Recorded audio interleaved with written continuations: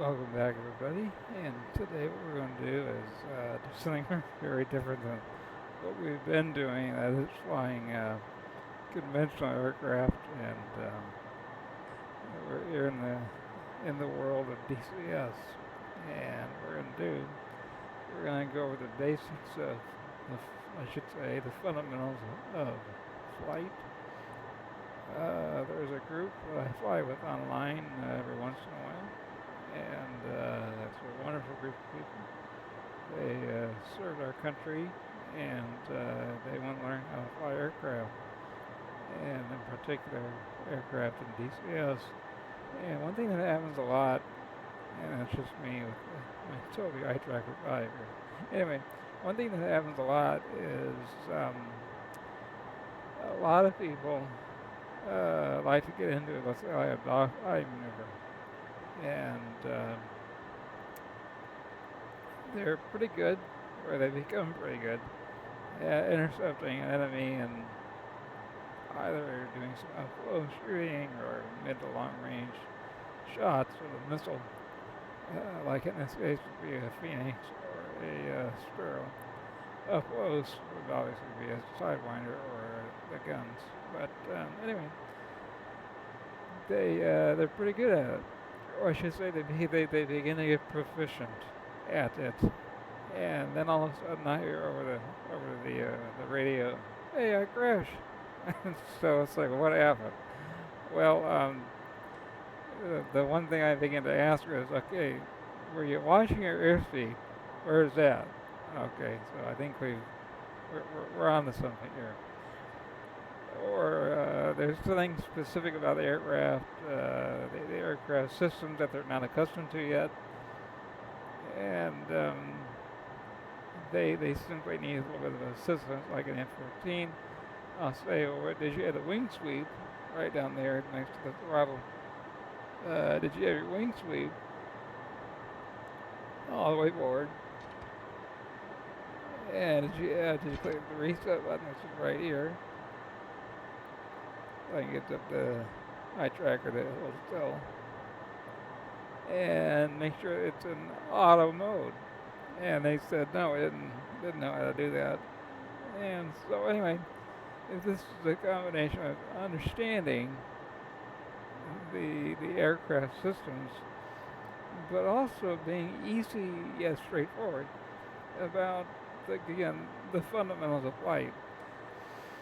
So not going to go into the aircraft systems with this particular episode. This is just going to be taking off from Nellis is where we're at. I just add Jester. I just added pull up I'll do it again real quick. Make sure that he's got the right tack in dialed in here. Yeah, make sure that he does.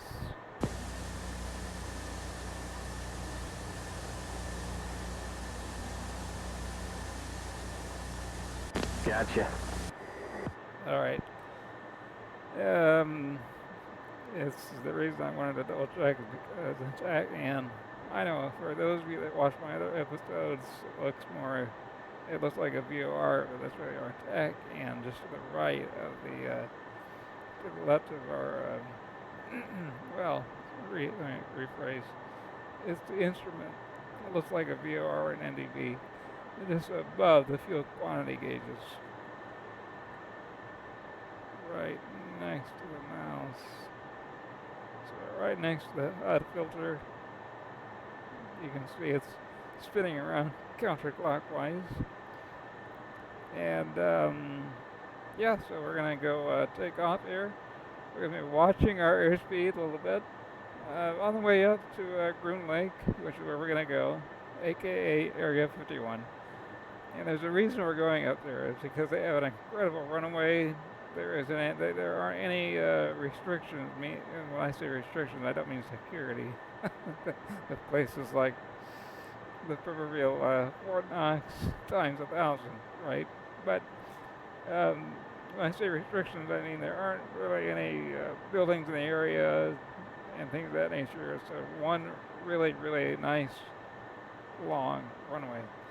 So let's take the parking brake off. And now here at Nellis, these runways are long enough. We don't need to utilize flaps. We don't need to utilize the afterburner. We will use flaps though, just because that is on the checklist. Afterburners, I believe, are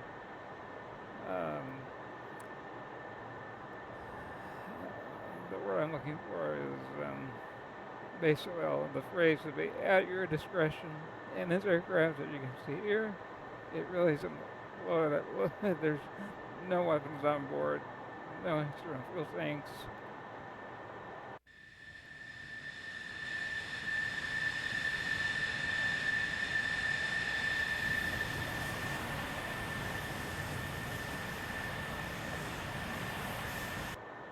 So, yeah, it's get rid of the stick. So, that's what we're going to be doing. And the fun thing that we're going to be doing on the way is simply climbing up to hopefully just north of Angels 50, or as they say here in the F-14, or up to, as we say, in the other civilian world of flight, above flight level 50 and 500, that is 50,000 feet. We just gotta want to see how fast it goes with the light load. See if we can get near Mach 2, and we'll be going through properly come out of supersonic flight, come down, and make a nice landing, safe landing, hopefully a smooth landing, and we'll be going into that a little bit as well. So no carrier ops today, just hopping, going up there, again, fundamentals of flight, and yeah, seeing how things function, make sure we get the flaps out. Slats are coming out. Okay, they're indicating, okay, flaps indicating down, and everybody is good. Alright, well, let's go, and again, not going to take off with the afterburner. Once we get the flaps and gear up, we should be picking up Groom Lake Tech and by then. And simply going to see how fast we can get up there. And again, then we'll begin to really cover the fundamentals of flight. And we'll go into things like stall, recovery, and interesting things like that. So well, that's it.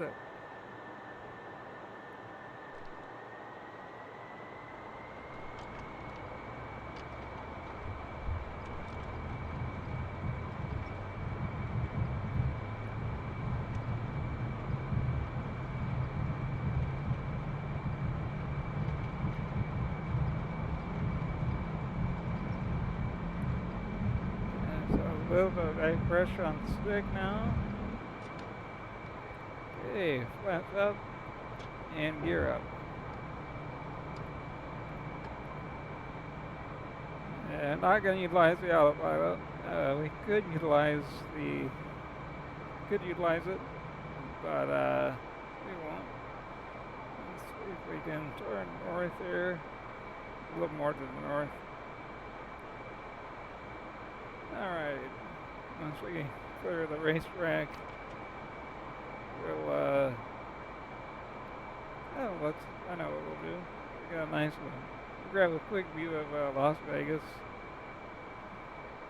Real quick.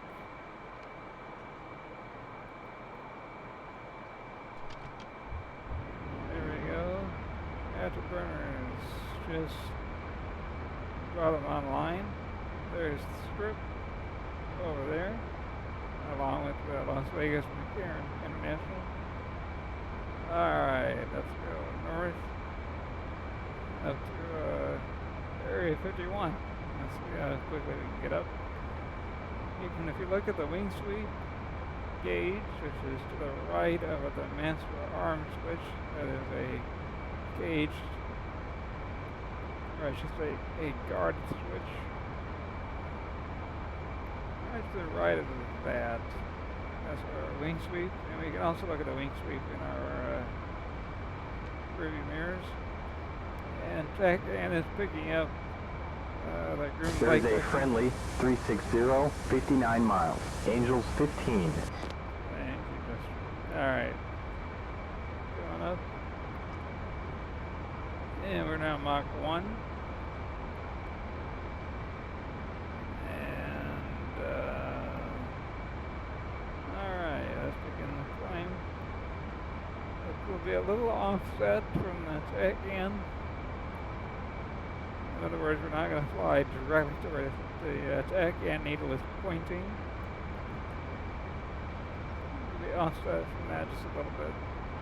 It is really, really nice to be able to look down outside, in this case, the left-hand side of the aircraft, and look down at the runway that you're going to be landing at. And so we're doing this safely. All right, here comes 30. Cockpit shaking just a little bit. Alright. Let's get up a little quicker. Let's increase our vertical speed just a bit.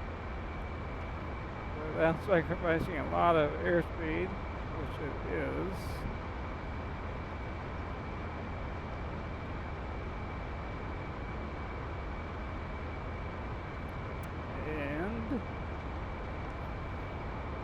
Let's see what it's like to fly faster than the speed of sound real quick.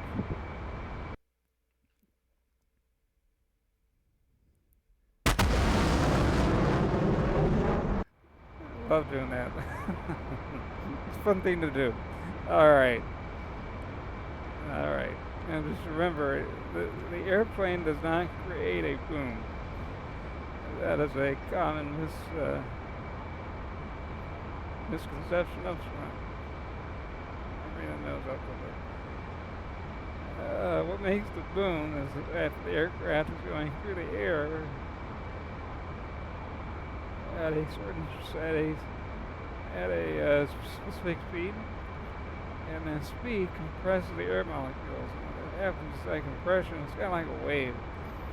The wave, if you will, of that wave compressed air molecule, it doesn't know where to go, so to speak. And once it reaches the ground, that compressed air reaches your eardrum. Those of you in the medical community would refer to it as your tympanic membrane, inner ear. So that compressed air hits your ear, and that's why you hear the boom. Alright, let's get up there. We're going to be flying above an altitude that causes contrails, so we'll be contrailing once we get up to 50,000.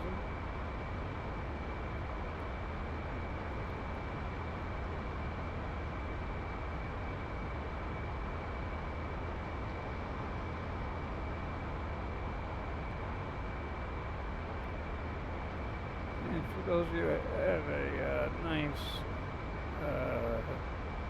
stick, you'd like to do more flying like this, and not always want to do combat, even though combat's fun, and we'll get into that in another episode. Having the trim properly configured on your stick so that you can fly the airplane without taking your hands off the stick to adjust the trim is a very, very good idea. Alright, let's level off here. We're losing a little bit of airspeed. Mach 1.2-ish. Alright, let's see. Let's see here. Should be going off the left side of the airplane in just a minute. Or ground cover is going to get us. Very, very small corrections at this altitude. If you pull up, even though you're flying a high Mach number, 1.3, you can still damage the aircraft. A lot of people think, well, the air density up here is so thin. What could I possibly do? Well, you can still damage the aircraft if you don't do things methodically. Alright, let's look over on the left here.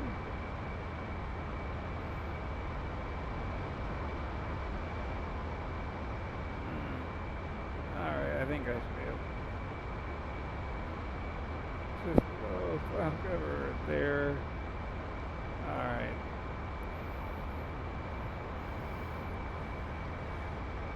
Let's go ahead and see how fast we can go with the rudder. Okay, so I'm going to bring the throttles to on down.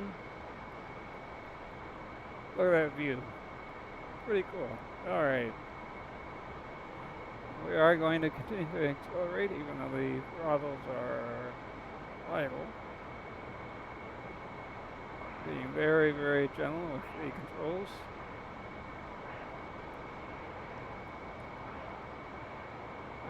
.5 Mach number.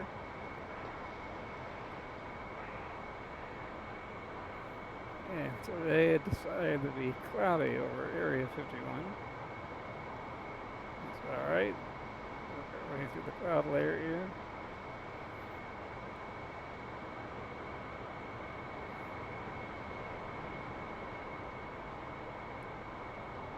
Alright.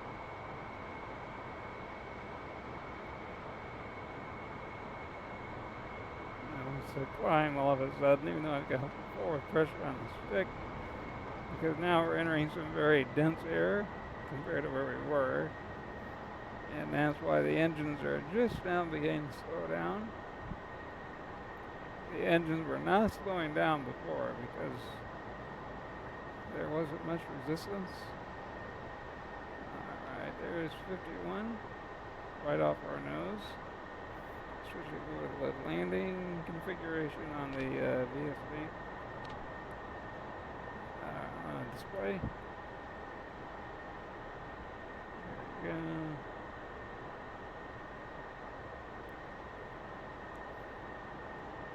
Okay, let's go to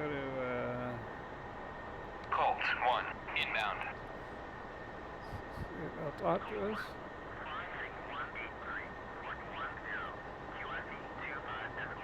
Alright. Now that we know where it is, it's like Colt 1, request landing. obviously a visual approach.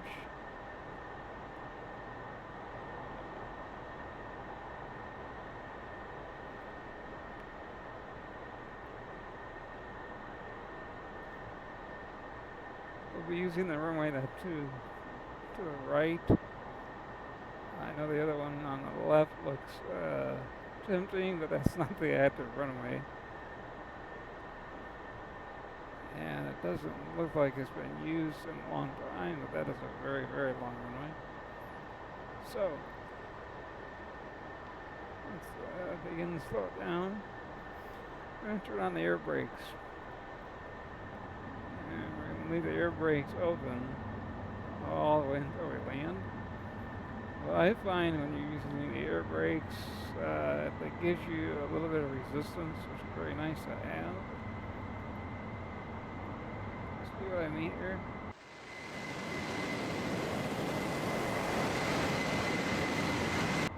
That resistance gives me is a little better control on the speed with regard to the throttle position. Coming around, made a nice left steep banking of a turn, gear down.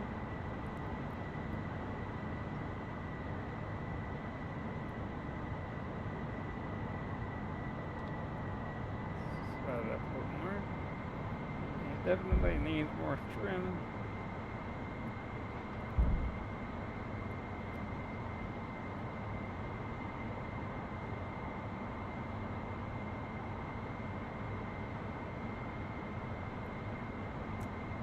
And everything looking good down there. Yes and yes. All right.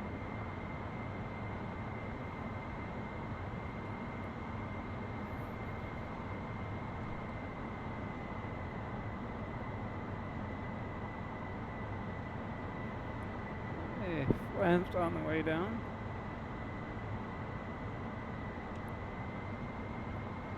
Give ourselves a little more thrust. Not much, just a little bit.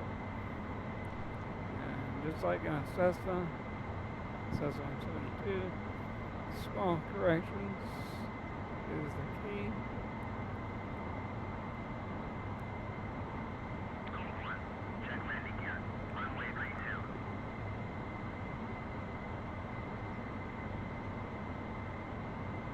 500, 400, Landing. 300 feet, Hey, idle thrust. 200, 100 feet, 50,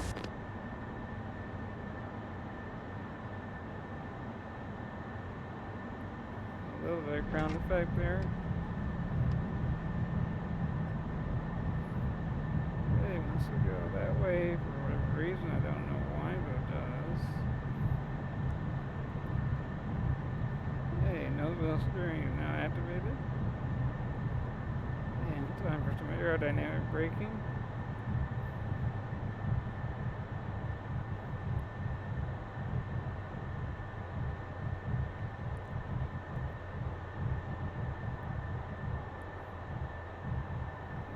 The one thing to keep in mind with this airplane, for some odd reason, and that was the F-18 as well, when you apply your brakes, even like 50 knots, the aircraft wants to spin to the right. So, let's go over here, get the airplane cleaned up, and we'll take for a quick little spin, and we'll do some training with regard to appropriate stall recovery, which is something a lot of other guys struggle with, especially when they're dogfighting. They're not paying attention to their airspeed. So again, like I said, let's get the flaps up here.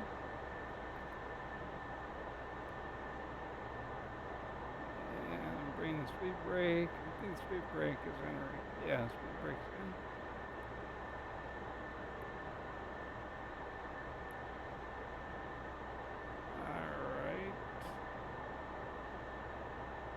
Find a good place to turn around. That's a good place. Unlike the F-18, you don't have to engage high nose wheel steering.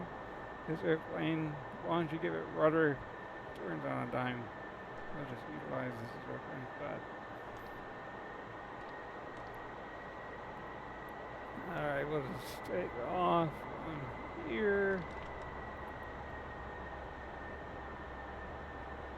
And I'm not worried about utilizing the ATC air traffic control radios. Not in a room with a lot of with any other players, and there's no AI here with the exception of a KC-135 refueling tanker.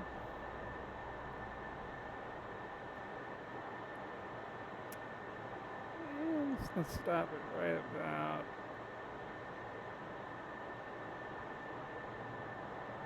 about there. All right.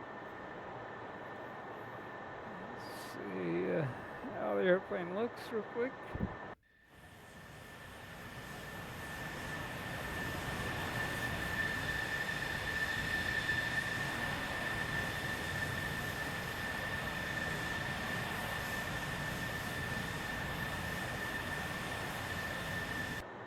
Alright, with this next takeoff, we are going to utilize afterburner.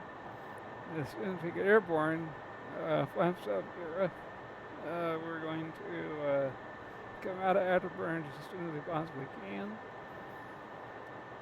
Get up into enough altitude where we can safely do some stall recovery, and then we'll be back on the ground. Let's double check one more thing here. Make sure everything is working and working well.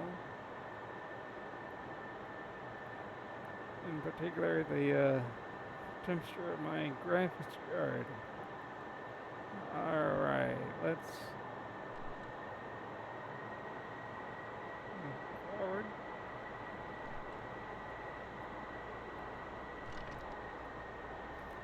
And remember when you're taxiing, just like in civilian aircraft, a turbine, you push a little bit of throttle, get the aircraft rolling, and then bring it back to idle. Same rules apply. Alright, let's go ahead and punch it.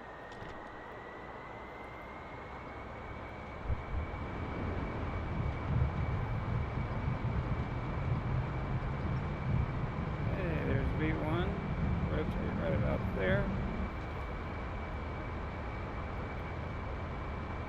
Flaps on the way up. Gears on the way. You do not want to be flying whereby you have an overspeed of what the flaps are made to do and what the landing gear is made to do. Hey, gear and flaps up and indicating. Very good. Alright, let's cut to the left. We'll stay within visual, within eyesight of 51. Alright, let's add a little bit of thrust to the equation. How are we doing on the gas? I looked at it before we took off. It looks good. Alright. Let's get above the cloud layer. Trim the nose down a little bit. That's when I want to. Once your CG gets around, once your fuel level, I'll put it this way. Once your fuel level gets around that area right there, so the 1,800 pounds per side, the CG begins acting different. And remember, the F-14 is the heavy jet. Let's see if we keep separating. Okay, got it.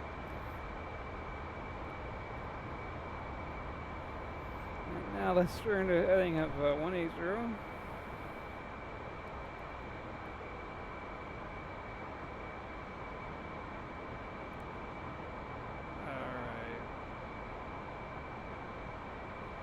Coming around.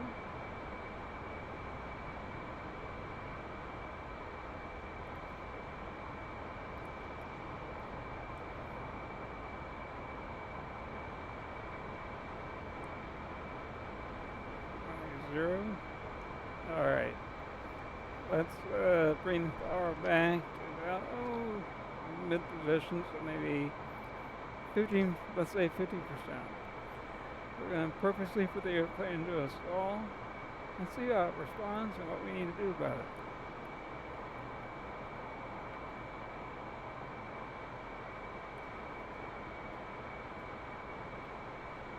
There we go, 40 degrees.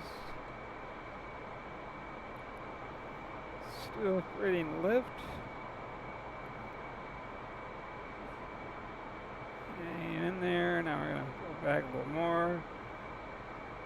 A little more. Alright. Flaps are coming down to assist automatically.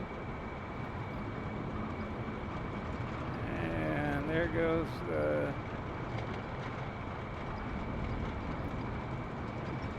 and there we go. Alright, we're going to push the nose over. Gain some airspeed. Not touching the throttle at all.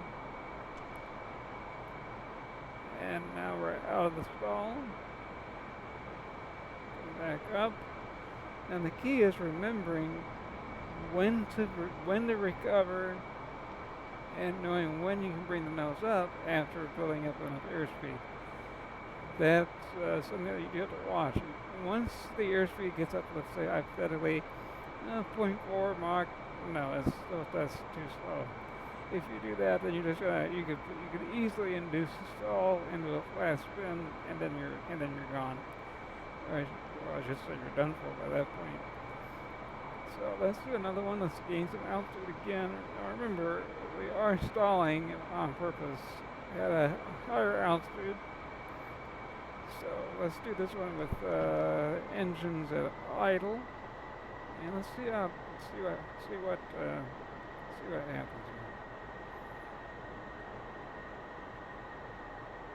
Now this one obviously this is 0 thrust, so you are going to need to hold that nose at about 25 degrees. Just hold it. And now I'm not holding it anymore. Let's see what happens.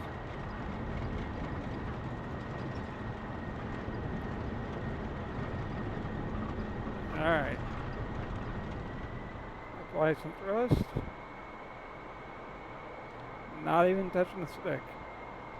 Just throttles, allowing it to build up some speed. There's 0.4, 0.5. There we go. Now we can bring that nose up. Be careful about it. And we're at what, 22,000? Yeah. So that's how you do it. It's that simple.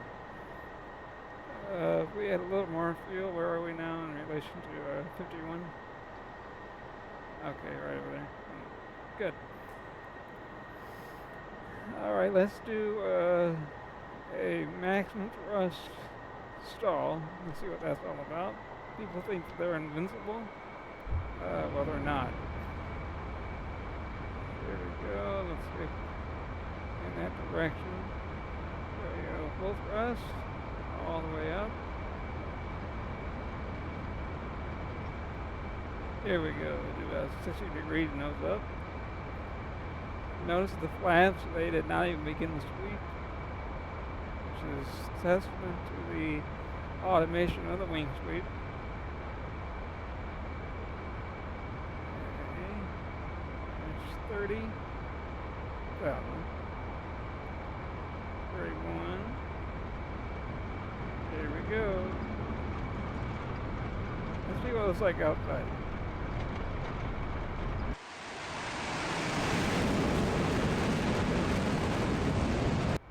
There you go. Now, as you can see, the right wing completely gave out, and also known as it completely stalled. That's why the aircraft took a right dip instead of a left dip, or you could say it did a right. It went like a right bank angle instead of a left. And now we're going to bring her in for another, excuse me, another landing. And we got to slow the airplane down because we are moving. And if you saw, the runway is directly behind us. And remember, you're always watching two things. Number one, your airspeed.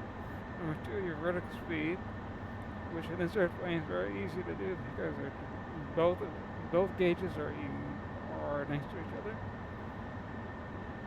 They're on the left, upper left of the panel, just above the left fire handle. And let's bring it around. There we here, looking good.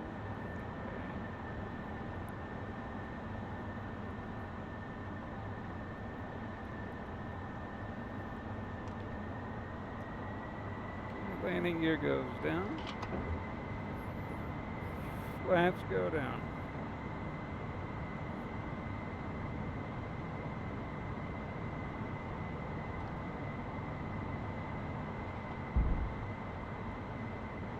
Alright. Gear down. Flaps down. Speed brake is out. And we're going to be doing a turning final. And since we're going into a turn, this airplane with the big wingspan that it has,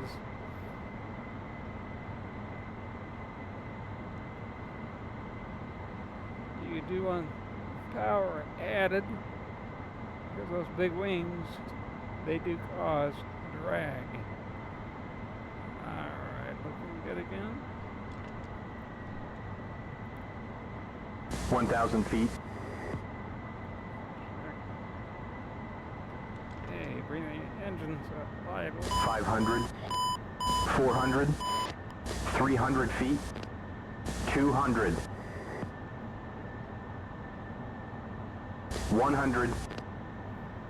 Yep. 50. Hey, there's the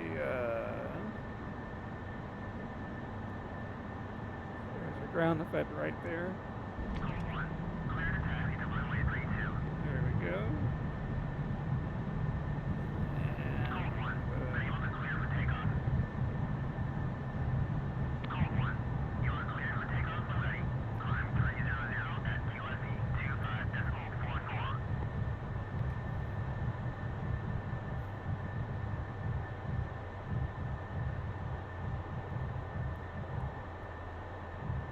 And if we did everything right, we should be rolling out. There it goes, right there. Alright. And that's how you do stall recovery. No power, mid power, and afterburner. That's the appropriate way to do stall recoveries in the F-14. And yeah, so that's how we do it there. Let's go to a stop and look at a couple things. Do we have enough gas going to go back to Nellis? No. Let's look at the map real quick. Alright. Let's look over here. Let's see what we got here with regard to neutral. Alright, so I may not have any gas. Alright.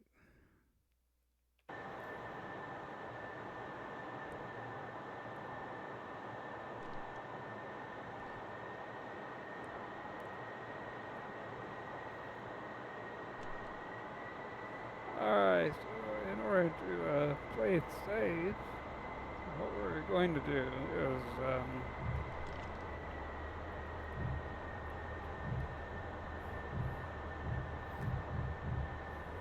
taxi back here.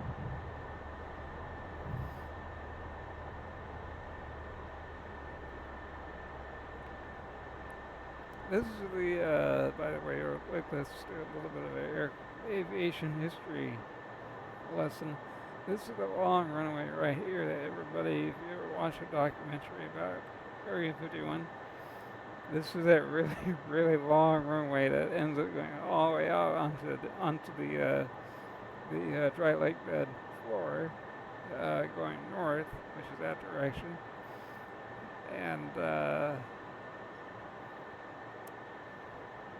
I don't think I've ever landed on that runway. I think the first time I did, DCS acted like it was, I should say the aircraft acted like it was landing on soil instead of concrete. Yeah, there's the infamous runway right there.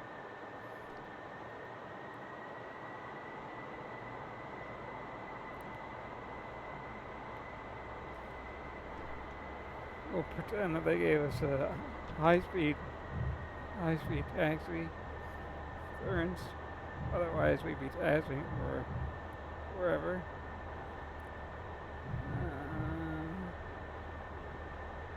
Alright. We'll just taxi back to where everybody else parks.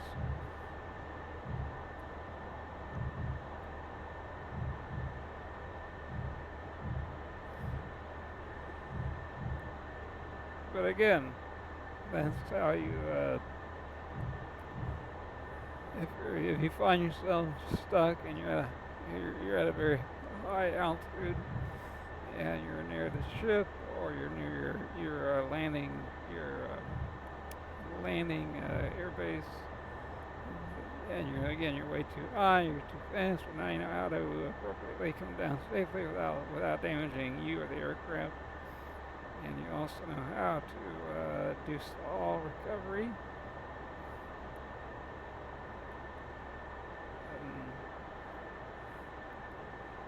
see here. We'll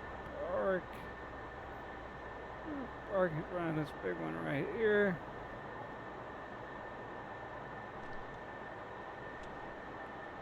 Alright. Just shut it down right about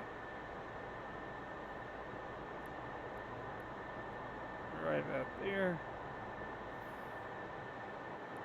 Alright.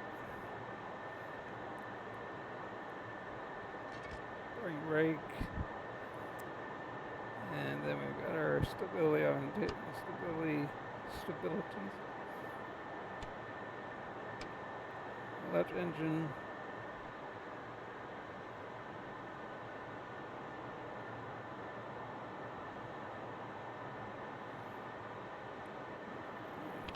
Turn the bleeds off. Here's where it is.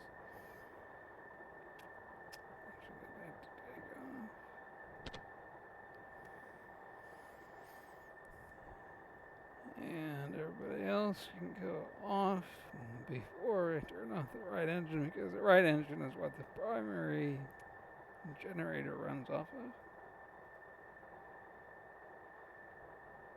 Still working with Tobii to get this camera to stay still. Just one way to do it.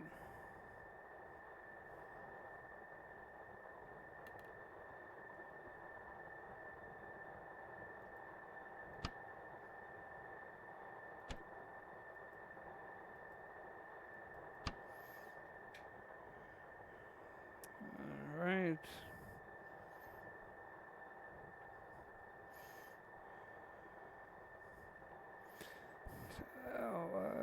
Just here to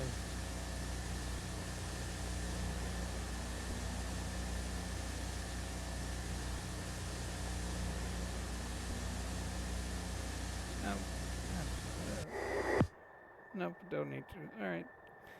Right engine shuts everything off, basically. Okay. Canopy goes up. Let's see if we can turn around enough to disengage the ejection seat. I should say disarm the ejection seat. And there you have it. Alright, well there she is.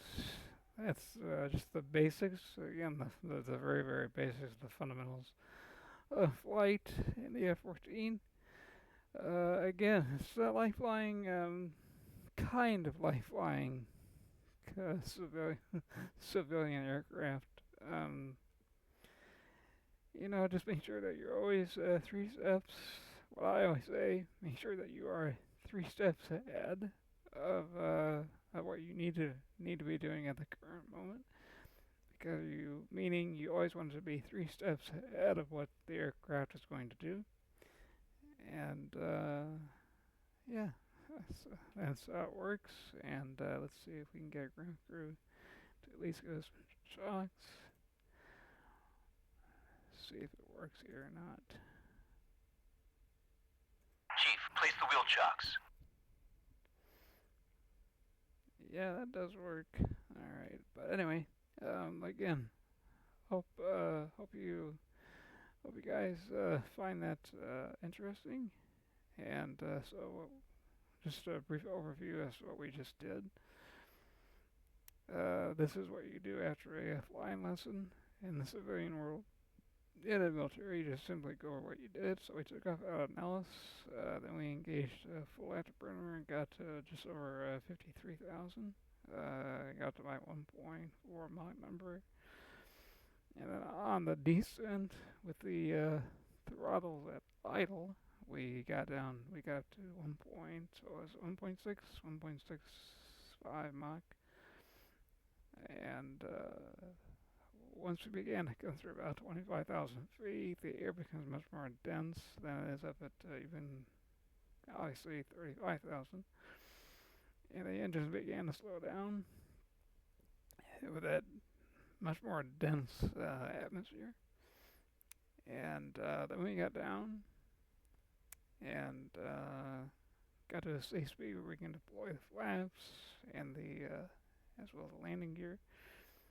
And we always remember we utilized the air brake for all of our landings, not just the approach, but the landings. And you can see how much that does help because it allows you to keep power on as you're coming in instead of having to bring power off, put it back in, off, back in, off, back in.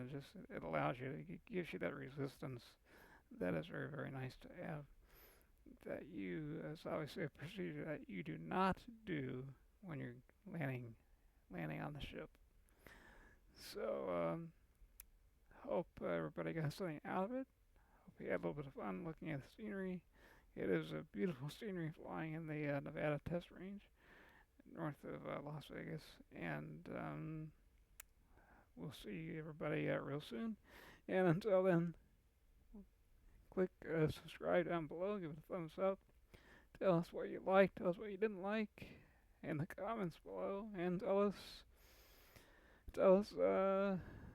what you'd like to see more in DCS or over in Microsoft Flight Sim. Either one. We try to fly a mixed bag of different aircraft. So hope you enjoyed it.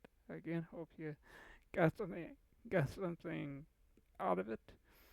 And in the next video, we'll actually be doing some air-to-air combat with this aircraft.